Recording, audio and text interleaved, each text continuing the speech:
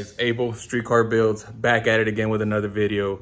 As you saw in the thumbnail, guys, we are turboing the car, okay? So let's go ahead and jump right into it. So it's kind of like an unboxing video, kind of is, kind of isn't, because I've had this kit for like 6 months already. You know, the plan was always, even before I wrecked the hatchback, I had the kit ready to go. Okay, the plan for the car was to run it NA, try to get some NA times, maybe some high 10s, mid 10s already, you know, with the converter, E85, stuff like that.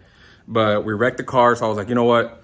We'll make the coupe NA and, you know, hopefully we can get those times. And then we messed up the motor, took it apart and everything. So now, since everything's apart, might as well just do it right the first time. And we're gonna go ahead and install this kit. Let's go ahead and go right into it and see what's in the kit. All right, guys, we'll start with the hot side. Most of the hot sides right here. Okay, like I said, I've had this kit for like, for a long time already. All right, 8 months, even when we had the other car before we wrecked it and everything. So this is the On3 7875 kit with the fender exit exhaust. All right, so we aren't running an exhaust all the way to the back. It's gonna be a fender exit on the passenger side. Okay, and let's go ahead and see here what we got. Let me go ahead and move this out the sun. All right, so here, you know, we got a header here. Let me see, where's the other header? We got another header. We got a downpipe with the O2s right here. All right. We got the crossovers right there with the flex. And this is the side exit exhaust, 4-inch. All right, that's gonna run out the side with the fender. So I'm thinking, you know, on the car, maybe put a teardrop for the exhaust so it can look nice and clean. So that's the hot side. Let me see here. Here's where it gets a little bit tricky because these kits don't come with instructions. So, you know, we're gonna have to figure this out on our own. Got the cold side right here. Let me see what we got here. All right, this oil drain, oil feed. All right, that's there. We got some gaskets. See what else we got. We got some clamps in here. Let's take these out.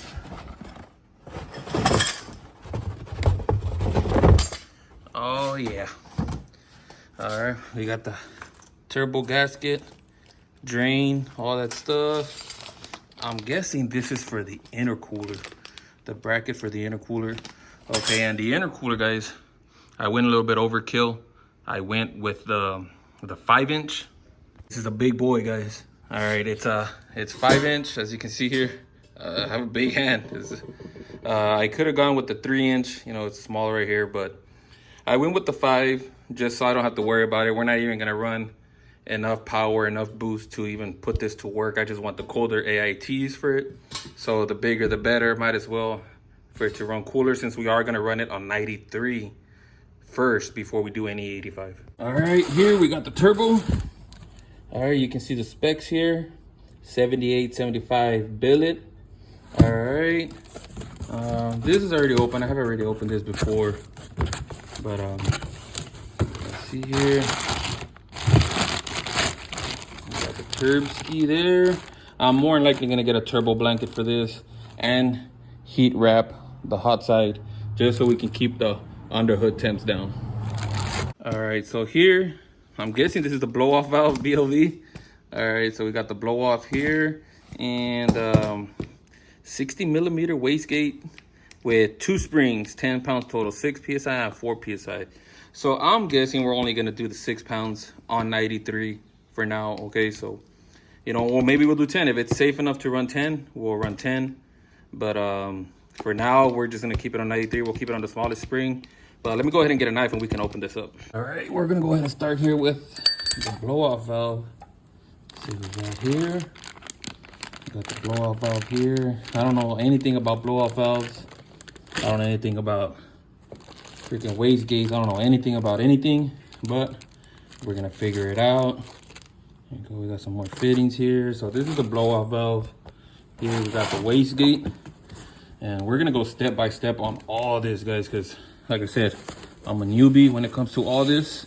Never done anything ever with turbos and nothing like that.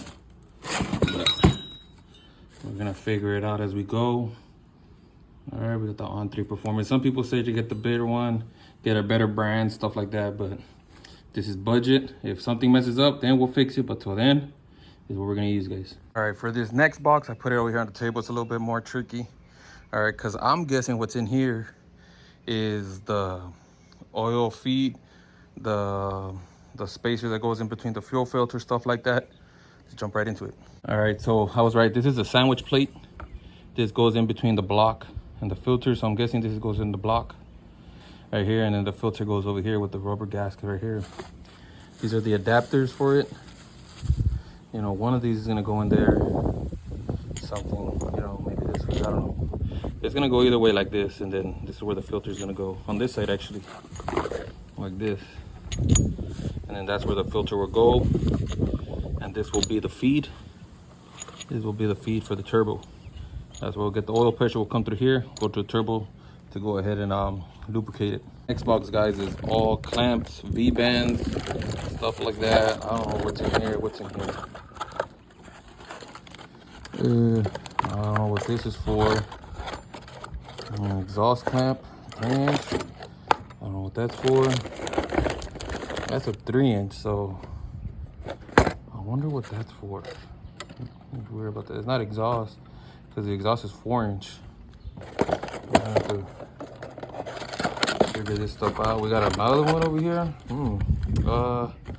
Well, it's not from the headers, because the headers have a V-band on it. We're gonna have to figure what's this. I don't know what this is for. I don't know what this is for. All right, but we'll figure it out, guys. All right, I'm back over here, guys. So if what was in that box is for the oil feed, for the filter and stuff, then this is the oil drain back. This is what we're gonna, that's for the turbo right there. And what I don't see, but I don't see in any of this, is the fitting for